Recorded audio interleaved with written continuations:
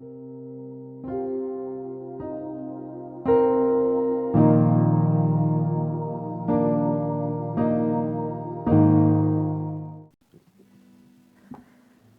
en esta mañana quiero invitaros a entrar una vez más al aposento alto. Vamos a entrar a ese lugar jueves por la noche.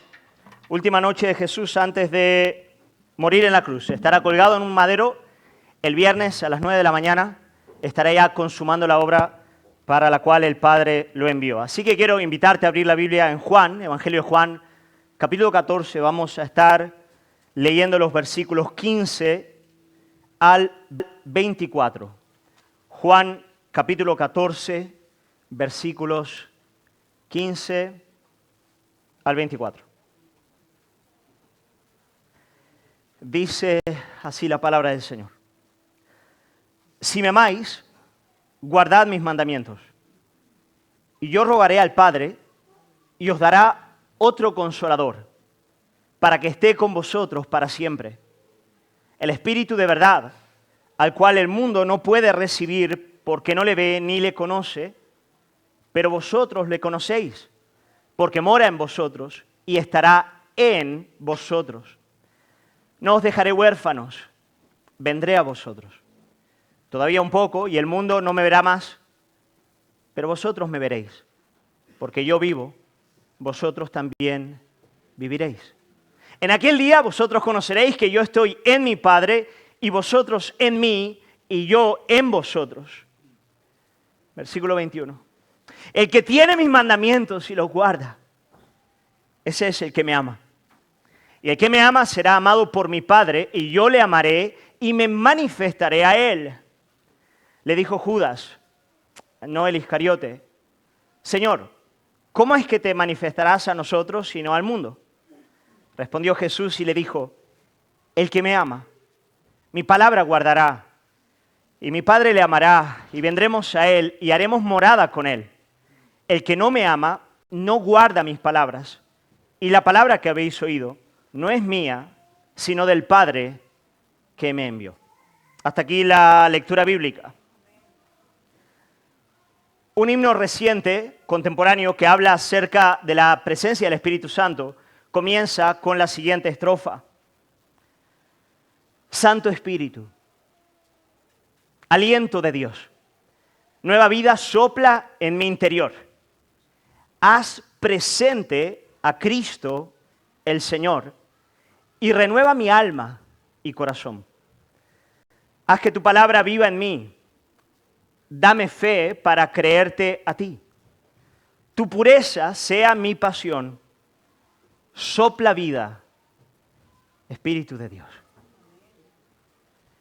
Hermanos, en este sermón vamos a estar considerando la obra del Espíritu Santo de Dios en la vida de la iglesia, en la vida del creyente. Eso es lo que vamos a estar considerando juntos en esta mañana. Como os dije antes, Jesús está junto a sus discípulos en el aposento alto y Él está a punto de subir al Padre, a punto de morir, resucitar, ascender a la diestra de Dios, donde se encuentra hasta el día de hoy con poder y gran gloria. Pero antes de salir, Él les va a decir categóricamente, no os dejaré huérfanos. No os dejaré huérfanos. Versículo 18, primera parte. Antes, Él les dice, en mi partida, yo rogaré al Padre para que envíe a otro consolador. Versículo 16, 17, el Espíritu de verdad para que esté con vosotros para siempre. Esa es la oración de Cristo. Yo me voy, pero no os dejo huérfano. Yo no estoy, pero voy a estar. Yo voy a rogar al Padre para que envíe otro consolador para que esté con vosotros para siempre. De modo que en este momento de la narrativa y del discurso de Cristo, Él les va a hablar sobre el Espíritu Santo. Les va a hablar sobre la venida del Espíritu Santo y les va a hablar de manera concreta de qué es lo que el Espíritu Santo hace cuando viene a la vida de su pueblo. O sea, la obra del Espíritu Santo en la vida de su pueblo. ¿Y cuál ha sido mi oración esta semana? ¿Cuál ha sido mi oración esta mañana? Sopla espíritu de vida. Esa es mi oración. Yo pido que en el sermón de hoy, mientras predico la palabra, ocurra algo sobrenatural y es que haya vida en medio de los muertos. La Biblia dice que el hombre sin Dios está muerto, muerto en sus delitos y pecados, incapaz de conocer y recibir la vida de Dios. Y es el Espíritu de Dios persona, no energía, no fuerza, tercera persona, la Santísima Trinidad, el Dios que en efecto no se restringe a la iglesia nada más, el Dios en el que nos movemos y existimos, el Dios que gobierna sobre todo el orbe, pero aquel que de manera muy especial viene a dar vida entre los muertos. Yo he estado orando para que Él haga eso esta mañana. He estado orando para que algunos de vosotros, tal vez por primera vez, podáis experimentar y conocer el espíritu de vida. Como dice Jesús, porque yo vivo, vosotros también viviréis. Que esa vida de Cristo, que es impartida por el Espíritu, pueda soplar soberanamente sobre nosotros en esta mañana. Así que, ¿qué os parece si oramos? Déjame hacer una oración y pedir que eso pueda ocurrir mientras entramos al texto bíblico y meditamos en la obra del Espíritu Santo. Sopla, Espíritu Santo, en este lugar. Queremos pedirte, Padre, que en tu misericordia tú tengas en bien, en la medida en la que predico tu palabra, hacer esa obra sobrenatural en el corazón de algunos que están aquí presentes. Y que, Señor, habiendo entrado a este lugar muertos, salgan de este lugar vivos. Tal vez algunos, Padre, con un concepto religioso de la fe. Algunos, Señor, que tal vez conocen bien las doctrinas, pero no conocen al Dios de la doctrina. Señor, en esta mañana puedan conocerte, puedan nacer de lo alto, Padre Santo, y puedan recibir vida en ti. Señor, también quiero orar por mí y quiero orar por tu iglesia para que seamos un habitáculo y un templo más adecuado, Señor, para la llenura y presencia de tu Santo Espíritu. Señor, necesitamos tu Espíritu. Necesitamos tu Espíritu para arrepentirnos, para creer, para vivir en santidad, para permanecer hasta el final, para dar testimonio de la fe. Padre, no podemos sin tu Espíritu Santo. Y queremos como iglesia, Señor, pedirte que tu Espíritu pueda descender a este lugar. Oramos en el nombre de Jesús. Amén. Amén. Hermanos, algunos comentarios preliminares sobre la obra del Espíritu Santo en la vida del creyente según lo que acabamos de leer. Por favor, tener la Biblia abierta y siempre los ojos puestos ahí. Lo primero que el Espíritu Santo, que Jesús nos enseña en estos versículos, es que el Espíritu Santo viene a continuar la obra de Jesús en la vida de sus discípulos. Eso es lo primero. Por eso, Jesús llama al Espíritu Santo el otro consolador. Otro, palabra clave, palabra griega alos, que quiere decir otro de la misma clase, otro de la misma categoría, otro que viene a continuar la obra que yo ya comencé. Por lo tanto, Jesús se va. Jesús no va a estar físicamente ya con ellos, pero Jesús les dice, no os dejaré huérfanos. O sea, voy a enviar a alguien que va a continuar la misma obra que yo ya estoy haciendo en vosotros. El otro consolador. Por lo tanto, lo primero que tienes que entender acerca de la obra del Espíritu es que Él viene a aplicar la obra del Hijo a la vida del creyente. Si el Hijo consuma la obra de salvación, el Espíritu es aquel que toma la obra, cual buen enfermero, y la aplica al alma. Mira, si Cristo es el médico, ¿no? El Espíritu es el enfermero, el que coge la medicina que el médico te ha otorgado y te la mete dentro. Esa es la obra del Espíritu Santo de Dios. Por eso, en el capítulo 16, versículo 14, Jesús dice, hablando del Espíritu Santo, dice, Él, el Espíritu, me glorificará porque tomará de lo mío y os lo hará saber. ¿Os dais cuenta? Él tomará de lo mío y os lo hará saber. Por lo tanto, si tú quieres saber cuál es la obra del Espíritu Santo, qué es lo que Él hace en mi vida, bueno, ¿qué haces? Te lees los 4 evangelios, consideras toda la enseñanza y todos los tratos de Jesús para con sus discípulos y estate seguro que eso es lo que Él va a hacer en ti. Él va a continuar haciendo la obra en ti, ahora por medio del Espíritu Santo. Tal vez para entender la obra del Espíritu Santo de manera más completa o más preciosa, Jesús nos otorga esta palabra con la cual habla del Espíritu, el Consolador, palabra griega que significa parakletos. Parakletos significa, fíjate qué bonito lo que significa esto, significa parakletos, significa literalmente llamado para estar al lado de. Eso es lo que significa. Parakletos, llamado para estar al lado de. Mira qué consuelo, no os voy a dejar huérfanos, yo me voy. Ya no voy a estar a vuestro lado. Físicamente no me veréis, pero yo voy a llamar a otro para que esté al lado de vosotros. Al lado vuestro, al lado vuestro. Eso es lo que Él dice. La palabra parakletos es riquísima en contenido, no solamente significa ser llamado a estar al lado de, pero ser llamado a estar al lado de como defensor, consejero, auxilio, intercesor, protector, etcétera. Todo eso es lo que el Espíritu del Señor viene a hacer cuando viene a la vida de un creyente. Y esa es la idea. Qué bello es este consuelo para la iglesia hasta los días de hoy, ¿no es verdad? Jesús se va, pero les dice, mira, viene el Espíritu. Y Él viene a ministraros del mismo modo que yo lo he hecho. De modo que aunque no me veáis a mí físicamente, no vais a sufrir ninguna pérdida. Ninguna pérdida. Que yo no esté físicamente presente con vosotros no implica que habrá pérdida. En efecto, yo voy a enviar ¿a quién? Al otro Consolador. Y Jesús va más allá. Hay algunos aspectos que son singulares de la obra del Espíritu Santo que tal vez no se vean de manera más tan clara o inmediata en la obra de Cristo. La primera de ellas, versículo 17, segunda parte, Jesús nos va a decir que el Espíritu Santo es un maestro, pero es un maestro de categoría interna, un maestro interno, un maestro que vendría a estar con vosotros, versículo 17, y en vosotros. En vosotros. O sea, yo soy el maestro externo, el que os revela la verdad objetiva de Dios, aquella que no tiene nada que ver con tu condición subjetiva, aquella que te transciende, aquella que habla del Dios eterno. Yo soy el maestro que te da a conocer objetivamente la verdad divina, pero no es suficiente. Yo voy a enviar maestro interior, voy a enviar a aquel maestro que coge la verdad y te la mete dentro. Que coge aquella verdad que antes era verdad general, principio genérico, y ahora pasa a ser principio personal, principio vivo e íntimo dentro de ti. Y hermanos, ¿cómo necesitamos esa verdad? ¿No es verdad? ¿Cómo necesitamos esa obra del maestro interno? Mira, tú puedes decir, ok, sin el maestro interno, sin el Espíritu Santo, tú puedes decir, Jesús murió por el pecador. Pero jamás podrás decir, Jesús murió por mí. Para poder decir Jesús murió por mí, es una obra del Espíritu Santo. ¿Os acordáis de las palabras del apóstol Pablo? Con Cristo estoy juntamente crucificado, ya no vivo yo, mas vive Cristo en mí. Y ahora la vida que vivo en este cuerpo, la vivo en la fe de aquel que me amó y se dio a sí mismo por mí. Eso es una obra del Espíritu Santo. Él es el maestro interno. Él es aquel que viene a estar con nosotros, pero más que eso, Él viene a estar en nosotros. Él hace el habitáculo suyo en la vida del creyente. Voy a volver a eso más adelante, así que de momento lo dejo por ahí. Él nos lleva a clamar, Abba Padre, Abba Padre. Pero no solamente eso. En segundo lugar, referente a la obra del Espíritu Santo, Jesús nos va a decir que el Espíritu viene para estar con nosotros para siempre. Para siempre. Versículo 16, Él estará con vosotros para siempre, para siempre. Una vez que Él hace su habitáculo en el corazón de una persona, eso es para siempre. De ahí no se va.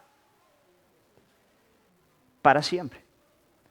De modo que Él es el garante de que Dios hace su obra en la vida de los discípulos hasta el final. El Espíritu Santo es el garante de que la obra de salvación llegará hasta el final en la vida de aquellos que Él ha escogido, que ninguno de ellos se perderá en el camino, que la salvación no se pierde. ¿Por qué? Porque el Espíritu de Dios, el sello divino, está en la vida del verdadero cristiano. Bendito sea el nombre del Señor. Hermano, ¿no te sorprende despertarte cada día como creyente? Quiero decir, ¿por qué no soy ateo? Quiero decir, alrededor del mundo en el que vivo y con todas las presiones que mi alma experimenta, ¿cómo es posible que me levante un día más con deseos de ir a la palabra, orar, vivir en santidad, mortificar el pecado, amar a mi esposa, criar a mis hijos, ir a la iglesia? ¿De dónde viene esa potencia? Del Espíritu Santo. Mira la promesa del nuevo pacto, cuando se nos dice en el antiguo pacto que vendría el día donde el Espíritu sería derramado sobre el pueblo de Dios, sobre todo el pueblo de Dios. Ezequiel 36, versículos 26 y 27 dice, os daré corazón nuevo y pondré espíritu nuevo dentro de vosotros. Quitaré de vuestra carne el corazón de piedra, os daré un corazón de carne. Y ahora mirad esto, versículo 27, y pondré dentro de vosotros mi espíritu. ¿Y ahora qué va a ocurrir? Y haré que andéis en mis estatutos y guardéis mis preceptos y los pongáis por obra. ¿Lo veis? El Espíritu Santo no nos suelta, no nos deja. El Espíritu Santo nos empuja a la obediencia cristiana y por lo tanto siempre nos mantiene en la senda de la fe. Amén. Hermano, cuando alguien es habitáculo del Espíritu, es habitáculo del Espíritu para siempre. Jesús lo dice, Él dice, Él estará con vosotros para que esté con vosotros para siempre. Bendito sea el nombre del Señor. Entonces, a modo de resumen, a partir de lo que hemos dicho hasta ahora en el sermón, el Espíritu Santo viene y viene a continuar la obra de Cristo en la vida de sus discípulos. Y lo hace desde su fuero interno. Y lo hace además hasta el final. Él no deja su obra por el camino. Él viene a hacer su morada en la vida de su pueblo hasta el final. Ahora bien, la pregunta es, a partir de estos versículos, ¿cuál es la obra que Él hace en la vida de una persona? ¿Vale?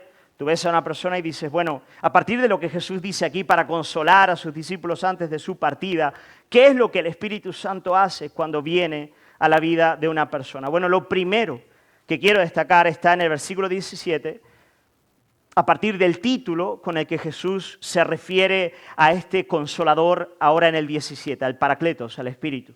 Versículo 17, Jesús nos habla del Espíritu en primer lugar como Espíritu de verdad. Y ahí empieza todo.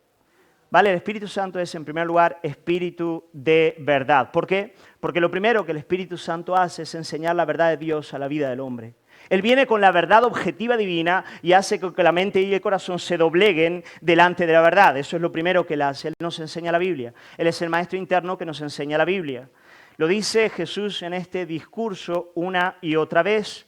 Versículo 26, por ejemplo, del capítulo 14, dice, mas el Consolador, el Espíritu Santo, a quien el Padre enviará en mi nombre, Él os enseñará todas las cosas. Y os recordará todo lo que yo os he dicho. Claro, eso tiene una aplicación directa a los apóstoles que iban a redactar el Nuevo Testamento que hoy nos ha llegado. Si tú me preguntas por qué tengo fe en el Nuevo Testamento, por qué creo que es inerrante, que no contiene error, que es autoritativo, bueno, por esta promesa de Cristo. Cristo les dijo a ellos, mira, el Espíritu del Señor vendrá y Él os enseñará todas las cosas y os recordará todo lo que yo os he enseñado. Pero en cierto modo Él sigue haciendo lo mismo a partir del texto bíblico con la vida de todo creyente. La misma idea en el capítulo 16, versículo 13, dice, pero cuando venga el Espíritu de verdad, el mismo título, Espíritu de verdad, Él os guiará a toda la verdad. Porque no hablará de su propia cuenta, sino que hablará todo lo que oyere y os hará saber las cosas que habrán de venir. Por lo tanto, ¿os dais cuenta de lo que el Espíritu Santo hace? Mira, enseña, recuerda, guía en la verdad. Todo eso es lo que el Espíritu Santo de Dios hace. Ahora, hermanos, ¿por qué yo destaco en primer lugar que el Espíritu es Espíritu de verdad? Porque por regla general, y creo que vais a estar de acuerdo conmigo en esto, cuando pensamos en la obra del Espíritu Santo, lo primero que tendemos a pensar es en el aspecto emocional o afectivo, ¿sí o no? Tendemos a pensar, el Espíritu Santo, el propósito del Espíritu Santo es hacerme sentir cosquilleos en la presencia del Señor. ¿Cuándo está el Espíritu del Señor? Bueno, cuando siento cosquilleos en el estómago. Ahora, voy a hablar de eso un poco más adelante, del asunto de los cosquilleos en el estómago. Pero no, hermanos, esa no es la primera obra del Espíritu Santo.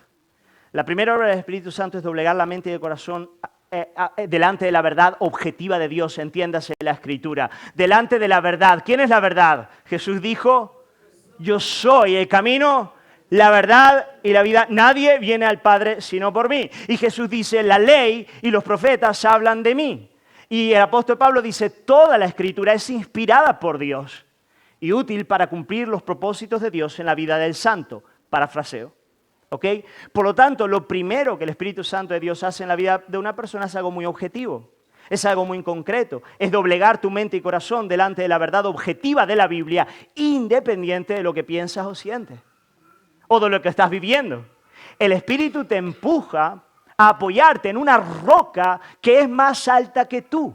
Mira, tal vez esto sea difícil de entender, pero venid conmigo un poco. Mira, la primera obra del Espíritu, aunque sea maestro interno, no es subjetiva, es muy objetiva. Es doblegar tu mente y corazón a la verdad de Dios, muy por encima de tus propias opiniones, ideas, sentimientos o circunstancias. Eso es lo primero que Él hace. Cuando el Espíritu Santo del Señor viene a la vida de una persona, lo primero que esa persona dice es Jesús es el Señor, su palabra es verdad. Eso es lo primero que Él hace. Y sabes, el Espíritu nos lleva a reconocer la veracidad de las Sagradas Escrituras. independiente de nosotros. Él rompe la mentira de la serpiente, la rebelión de nuestros corazones para llevarnos a aceptar la verdad objetiva que viene de Dios. Eso es la Biblia, su santa palabra. Y aparte de esta obra del Espíritu Santo, el hombre no quiere ni puede recibir la verdad de Dios. Aparte de la obra del Santo Espíritu, la Biblia es para el hombre un libro cerrado. No cerrado en el sentido de que no pueda tener algún entendimiento de la verdad, pero cerrado en el sentido de que su corazón no la va a recibir, no la va a aceptar, porque en lo más profundo se rebela contra ella. ¿Sabéis? El hecho de que el hombre no acepte la veracidad de las Escrituras no es tanto de orden intelectual. No es que la Biblia no sea clara, no sea veraz, no se defienda a sí misma. El problema es que el hombre no quiere rendirse al señorío de Cristo. Y el señorío de Cristo en la vida del hombre acontece a través de ¿qué, iglesia? De su palabra. Y por lo tanto, el que no quiere rendirse a su señorío tampoco querrá su palabra. Oh, pero si eso fuese todo lo que hay. Si solamente nuestro orgullo operase. Pero hay algo más. Hay una guerra espiritual. La propia Biblia nos enseña que el espíritu satánico viene a cegar el entendimiento del hombre a grado de no solamente negar la Biblia, palabra de Dios, pero a partir de ahí negar todo tipo de verdad natural y todo tipo de raciocinio que sea el más básico. A grado de que llegamos a una sociedad en la cual el hombre piensa que puede ser mujer y la mujer que puede ser hombre, ¿no es verdad? En una sociedad líquida en la cual ya no hay ni siquiera principios biológicos o parámetros de ningún tipo en el cual el hombre se pueda apoyar. Sabéis, aparte de la obra del Espíritu Santo, el hombre niega la verdad de Dios aun cuando eso sea contrario a su propia razón, aun cuando eso le empuje a la deriva de la locura, aunque eso le empuje a la muerte. Y claro, cuando llega a esos puntos sabemos que también hay una obra satánica. Segunda de Corintios capítulo 4, versículos 3 al 6. Mirad lo que dice aquí el apóstol Pablo. Dice, pero si nuestro evangelio está aún encubierto, entre los que se pierden está encubierto, en los cuales el Dios de este siglo, Satanás, cegó el entendimiento de los incrédulos para que no les resplandezca la luz del evangelio de la gloria de Cristo, el cual es la imagen de Dios. Porque no nos predicamos a nosotros mismos, sino a Jesucristo como Señor y a nosotros como vuestros siervos por amor de Jesús. Y ahora, mirad lo que el Espíritu Santo hace. Porque Dios, por medio de su Espíritu, porque Dios, que mandó que de las tinieblas resplandeciese la luz, es el que resplandeció en nuestros corazones, para iluminación del conocimiento de la gloria de Dios en la faz de Jesucristo.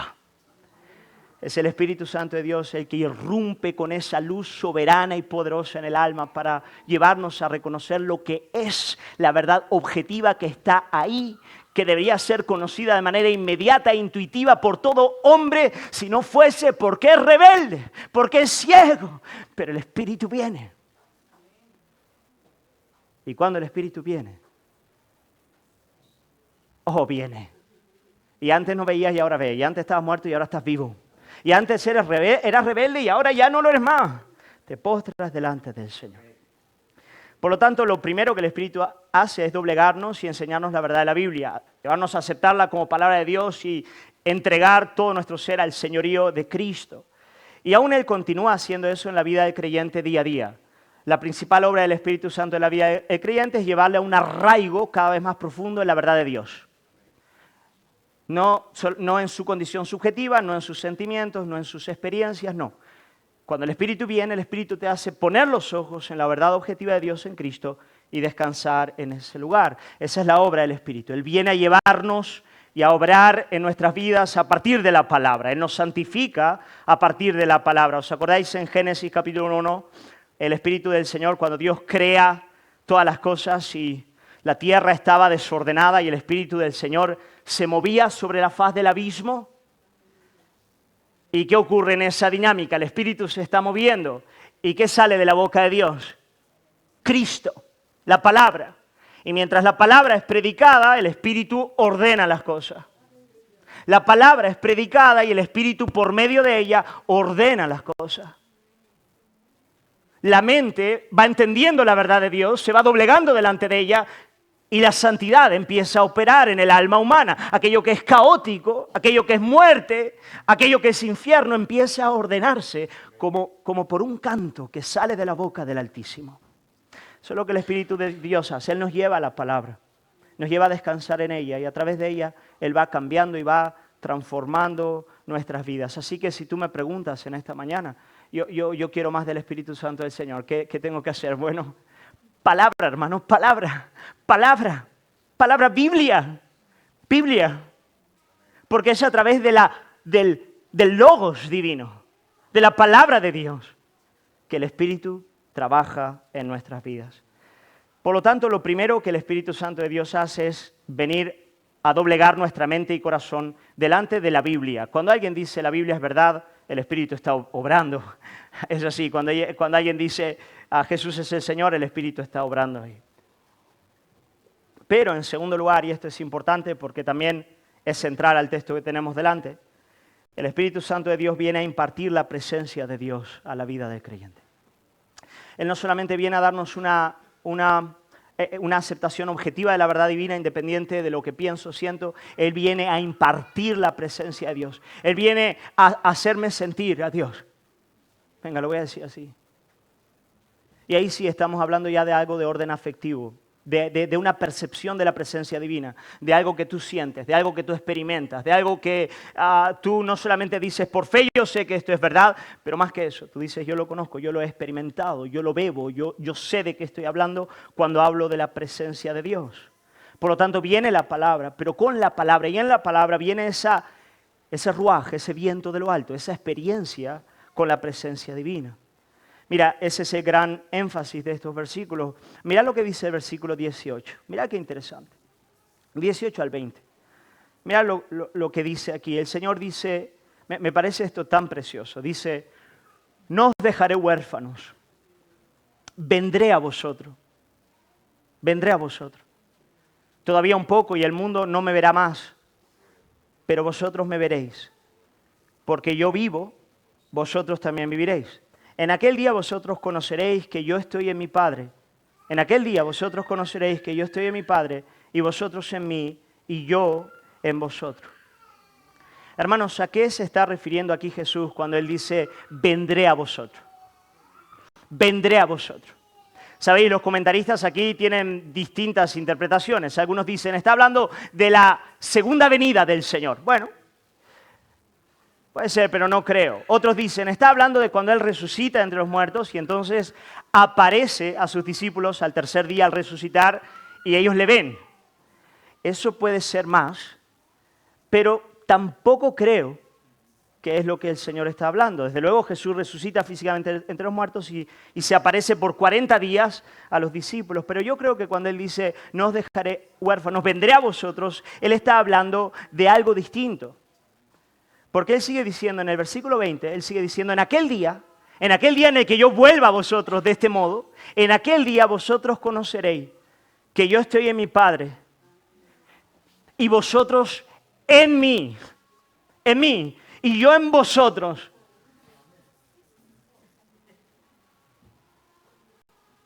¿De qué está hablando? Está hablando de otro tipo de unidad, de otro tipo de conocimiento de Él, de algo que antes ellos no conocían, pero a partir de esta venida suya, ellos van a conocer. En primer lugar, Él dice, vosotros vais a conocer que yo estoy en mi Padre, que yo comparto la misma esencia de mi Padre. Vais a conocer la doctrina de la Santísima Trinidad.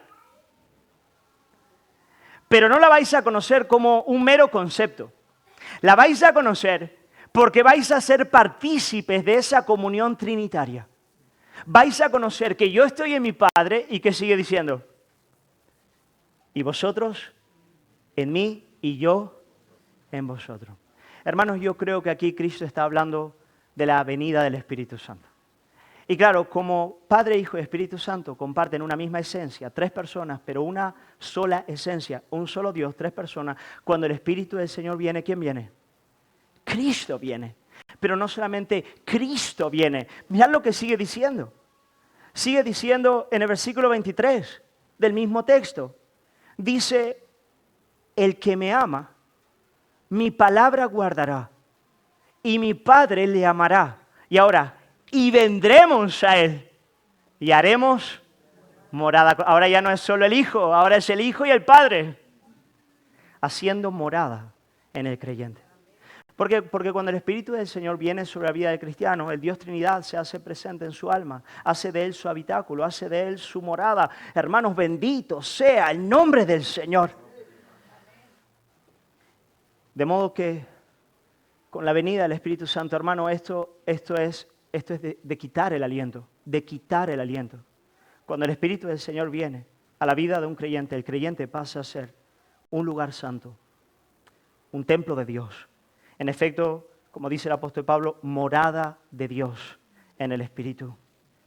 1 Corintios capítulo 3, versículo 13 dice, ¿no sabéis que sois templo de Dios y que el Espíritu de Dios mora en vosotros? El templo de la iglesia cristiana no son las grandes catedrales de Europa. Vamos, que no tengo nada en contra de ellas. Por cierto, algunas son muy bonitas. Las obras artísticas que hay en ellas son también espectaculares. Y está bien ir a pasear por ellas, pero ahí no es el templo. El templo del creyente no es el templo en Jerusalén. El templo del creyente es el habitáculo de su alma. Es la comunión de los santos. Es el corazón de cada creyente. Y eso es lo que el Espíritu viene a hacer. El Espíritu viene a hacernos partícipes de la presencia divina. De modo que a partir de esa realidad, hermanos, a partir de esa realidad de ser templos del Espíritu del Señor, de ser partícipes de esa presencia, vamos a ser en alguna medida real, vamos a ser conscientes de esa realidad. Va a haber una percepción en el creyente de la presencia divina, de que no camina solo. ¿Por qué no peca el creyente cuando está cerrado en su habitación? Porque no está solo y sabe que no está solo. Porque no hay lugar a la faz de la tierra que pueda ir y estar solo. ¿A dónde huiré de tu espíritu? ¿A dónde me iré de tu presencia? Si subiera a lo más alto del cielo, ahí estarás. A lo más profundo del abismo, ahí me recogerá tu mano. El creyente sabe que Dios está siempre con él, porque ha venido a hacer su habitación en él. Y eso hace con que él mismo sea para sí una perplejidad, sea así un lugar terrible, sea para sí mismo un lugar santo, sea un lugar glorioso. De modo que el creyente siente en alguna medida la presencia del Señor. De él se puede decir, como se dice de Enoc, caminó con Dios, Génesis capítulo 5, versículo 22, o de Abraham, que era amigo de Dios, Santiago capítulo 2, versículo 23, o una de las frases que más me gustan de toda la Biblia, las palabras del profeta Elías, siempre que venía con un oráculo divino, él siempre se acercaba a los demás con las siguientes palabras: vive Jehová Dios de Israel, en cuya presencia estoy. En cuya presencia estoy. Primera Reyes, capítulo 17, versículo 1. Hermanos, y esta es la experiencia de todo creyente. Todo verdadero creyente tiene una conciencia de esta realidad y sabe que está ahí y vive de cara a esa realidad. Recientemente una hermana de la congregación está viniendo, no hace tanto tiempo, pero me envió un mensaje. Le he pedido para leer lo que me puso, solamente una frase del mensaje. No voy a decir su nombre, solamente por respeto, era un mensaje personal, pero me ha permitido decir lo que ella está diciendo y ejemplifica bien lo que quiero yo expresar con lo que estoy diciendo. Ella dice lo siguiente, ella me escribe un mensaje donde dice, al final, un mensaje largo, pero termina con esta frase, dice, ahora estoy comprendiendo lo que antes para mí ni veía ni sentía. Y quiero que destacar esas dos palabras, ni veía ni sentía el amor de Dios. Gloria al Señor. Eso es lo que el Espíritu hace. Él nos lleva a poder experimentar esa realidad, a poder conocer de primera mano esa realidad. Una experiencia genuina con el amor divino, su presencia en nuestras vidas. Eso es lo que el Espíritu nos otorga. Él nos adentra en una comunión con Dios, en la cual somos conscientes de que en Cristo, por el Espíritu, Él está en nosotros y nosotros estamos en Él. Y por lo tanto somos un lugar santo. Cristo sigue estando presente en la vida del creyente, pero sigue estando presente por su Espíritu. Amén. Gloria al Señor. Bendito sea el nombre del Señor. Tengo que hacerte la pregunta si conoces de qué estoy hablando. Y si no conoces lo que estoy hablando, debes rogar, debes clamar al Señor y pedirle, Señor, Dame la gracia de poder experimentar y ser lleno de tu Espíritu Santo. Ahora en este punto hay algunos hermanos que, junto conmigo, en cierto modo, que pueden decir, hey, pastor, yo quiero más del Espíritu. Yo lo quiero en mi vida. Yo quiero tener mayores medidas de esa gracia que Cristo nos otorga. Yo quiero experimentar más el deseo de leer la Biblia, el deseo de orar. Quiero experimentar más mayores medidas de arrepentimiento, de fe. Quiero seguir creciendo en santidad. Quiero que Él cumpla su voluntad en mí. Yo quiero más del Espíritu Santo, de su presencia en mi vida. ¿Qué puedo hacer? ¿Qué hago? ¿Qué hago? ¿Qué hago? Dime qué hago. Vale, yo quiero considerar contigo 3 versículos de los que acabamos de leer, en los cuales se repite la misma idea. Y creo que se repite la misma idea para indicar sobre quiénes el Espíritu Santo del Señor viene. ¿Sobre quiénes viene? Versículo 15. Dice, si me amáis. Mira, mejor traducción, guardaréis mis mandamientos. No es imperativo, es indicativo. Si me amáis, guardaréis mis mandamientos. Y yo rogaré al Padre y os dará otro consolador. Segundo, versículo 21. El que tiene mis mandamientos y los guarda, ese es el que me ama. El que me ama será amado por mi Padre. Y yo le amaré y me manifestaré a él. Segundo. Tercero, versículo 23. El que me ama, mi palabra guardará. Y mi Padre le amará. Y vendremos a él y haremos morada con él.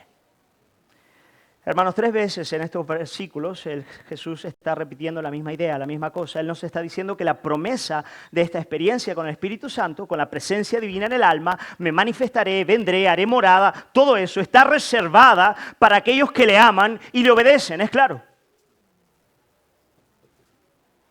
Es clarísimo.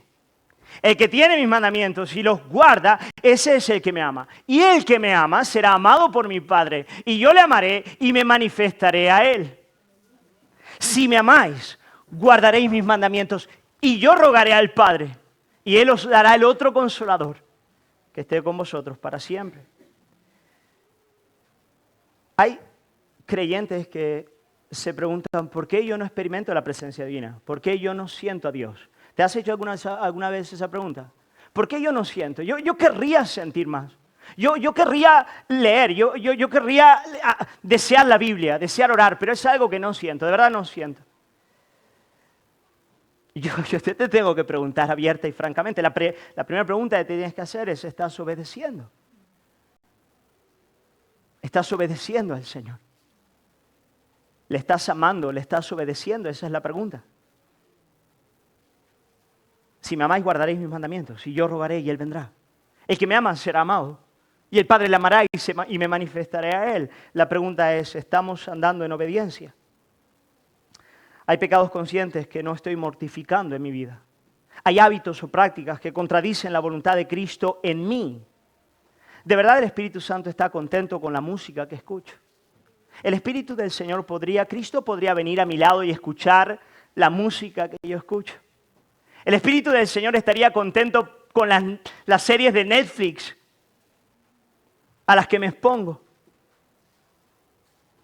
El Espíritu del Señor estaría contento con aquello a lo que me dedico en el ocio y en el tiempo libre. Podría tenerle conmigo. Podría tenerle conmigo en mi casa. Podría tenerle conmigo en el colegio, con las amistades que tengo y las charlas que tengo en ese lugar.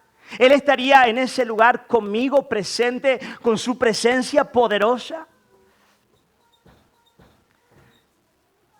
El Espíritu podría acompañarme cuando cierro la habitación de mi cuarto. Cuando cierro la puerta de mi cuarto y enciendo la pantalla. Alguno dirá, pastor, eso no es legalismo. No. Si me amáis, guardaréis mis mandamientos. Eso es palabras del Señor. Eso es lo que Él dice. Y claro, algunos dicen, ¿por qué el Señor, su presencia no es experimentada en mí? Bueno, tal vez porque falta obediencia, porque falta amor, tal vez porque falta santidad, Tal vez porque lo que falta es caminar realmente y verdaderamente con Cristo. Hermanos, si soy un templo del Espíritu de Dios, la pregunta es si ese templo está limpio y ordenado para que Él manifieste su presencia. Ahora bien, evidentemente lo que acabo de decir solo funciona para el cristiano, ¿vale? Aquel que no ha nacido de nuevo es que lo pasa pipa desobedeciendo, es lo que le gusta, ¿ok? Es así, es su naturaleza, es una naturaleza contraria al carácter de Dios, contraria a la ley de Dios y es autodestructiva. O sea, Él va al infierno y va feliz, pero va feliz hasta que llega a ese lugar. Ahí ya no va a ser feliz. Ahí ya no va a haber gracia, ahí se terminó la fiesta. Pero mientras avanza esa realidad, él lo pasa pipa en esa realidad. Pero me dirijo a creyentes de verdad, aquellos que tienen un nuevo corazón, aquellos que aman a Cristo, pero todavía están ahí, con el templo sucio, con cosas que no deberían estar en ese lugar. Bueno, tal vez eso es lo que está de una manera muy real y profunda privándote de una experiencia mayor con la presencia divina. Tal vez hay principios de la palabra del Señor que tienes que poner en práctica, verdades que el Señor te viene enseñando hace años, pero no estás tomando la determinación de obedecer en ese sentido y por lo tanto no estás ni viendo ni sintiendo, usando las palabras de mi hermana, ni viendo ni sintiendo el amor divino. Mira, la Biblia es categórica, es clarísima. Sí, la salvación es por gracia, pero quiero decirte algo. Hebreos 12:14 dice que sin santidad, nadie verá a Dios. Nadie verá a Dios. 1 Corintios 3:16 al 17 dice, ¿no sabéis que sois templo del Espíritu de Dios y que el Espíritu de Dios mora en vosotros? Si alguno destruyere el templo de Dios, Dios le destruirá a él. Porque el templo de Dios, el cual sois vosotros, santo es. Por lo tanto, hago un llamamiento solemne como de parte de Dios y delante de Dios a la iglesia de Cristo para que abandone todas aquellas cosas que son contrarias al carácter divino. Si es que quiere de verdad experimentar cosas de la siguiente categoría, ¿de qué te estás perdiendo por ver esa porquería?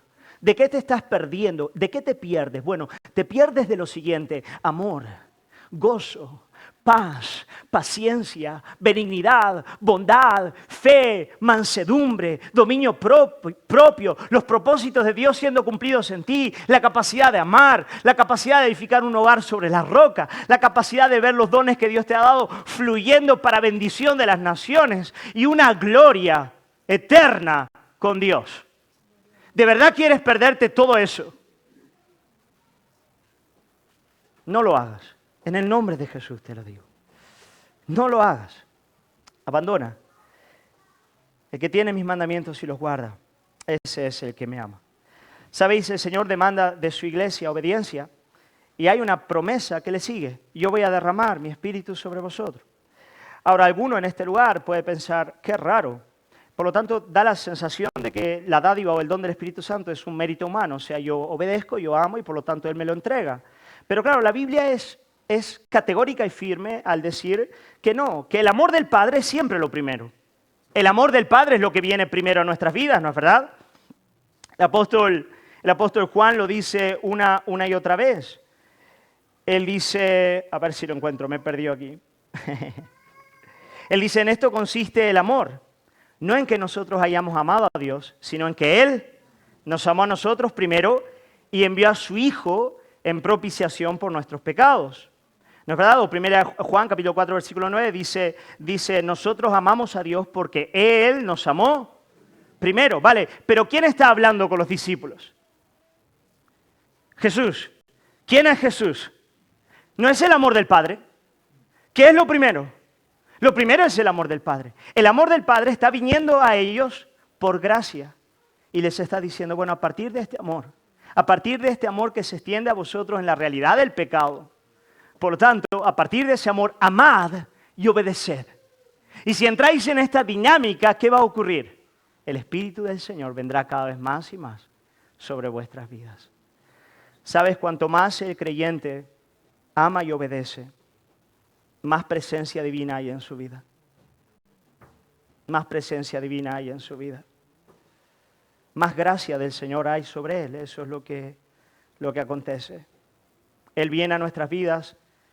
Claro, todo está muy desarreglado, pero cuando nosotros le damos la mano y le decimos, bueno, pon en orden esto, Él se va sintiendo cada vez más cómodo y nosotros más cómodos con Él y más contentos. Y le vamos escuchando más y le vamos viendo más y vamos viendo su obra en nuestras vidas y el amor va creciendo porque las cosas se van ordenando. Y eso es lo que el Espíritu del Señor hace cuando viene a la vida de una persona, Él la va ordenando. Y en la medida en la que va ordenando, la relación es más profunda y el amor crece. Por lo tanto, si quieres más del Señor, camina según su palabra. Obedécele, obedécele. ¿Y sabéis por qué puedo hablar en estos términos? Obedécele. Porque sé que para el verdadero creyente, y ahora hablo para los que son cristianos, la obediencia a la ley, la obediencia a los mandamientos de Cristo no son gravosos. No son gravosos. 1 Juan capítulo 5, versículo 3 dice, pues este es el amor a Dios. Este es el amor a Dios, que guardemos sus mandamientos. Y sus mandamientos no son gravosos. No son gravosos, hermano. No nacen de la coacción. No nacen solamente del sentido del deber o de la responsabilidad. Nacen de haber conocido a alguien que es tan bello, tan hermoso y tan glorioso que no me queda otra que querer ser como Él.